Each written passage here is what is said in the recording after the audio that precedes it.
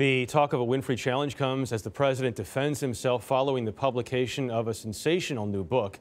Here is Chief White House correspondent Major Garrett.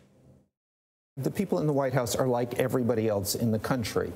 What's going to happen here? We don't know from day to day. On CBS this morning, author Michael Wolff said there are times when members of President Trump's inner circle are so alarmed by his unpredictability and temper, they wonder if they should take extraordinary measures. They don't say the cabinet is going to remove the president, but they do say things like, this is a little 25th Amendment-y here. Under the 25th Amendment, if a majority of a president's cabinet and the vice president agree the president is mentally unfit, a president can be removed from office.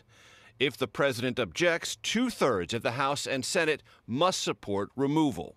White House insiders flatly deny Wolff's report that they talk about the president's mental fitness.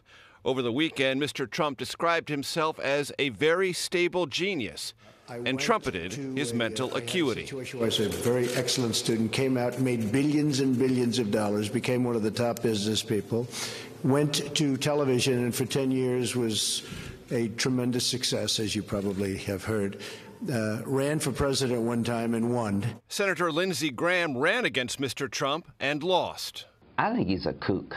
I think he's crazy. I think he's unfit for office. And has since changed his mind. You know, what concerns me about the American press is this endless attempt to label the guy as some kind of kook, not fit to be president. We have a copy of Fire and Fury at the store for you.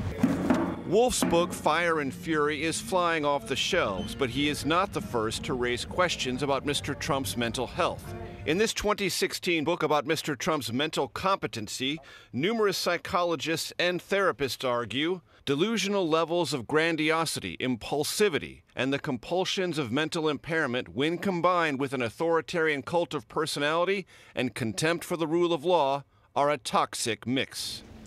The authors of that book admit they diagnosed from a distance. Doing so, they said, out of an ethical obligation to warn the country. President Trump will receive his first full physical as Commander-in-Chief Friday. A psychological examination will not be part of the process. Jeff? Major, we're also hearing talk about a possible face-to-face meeting between the president and the special counsel Robert Mueller. What do you know about that? It was discussed at a December 22nd meeting between the president's attorney and Robert Mueller and his team.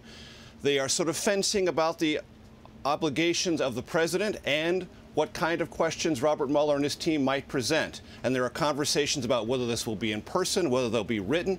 Those close to the White House fully expect there will be an interview of some kind, but the president's lawyers are trying to protect not only executive privilege, but the president's prerogatives, whether or not to agree to an interview and whether or not it will be a deposition or not. All of that still subject to negotiation. Major Garrett at the White House. Major, thank you very much. Sure.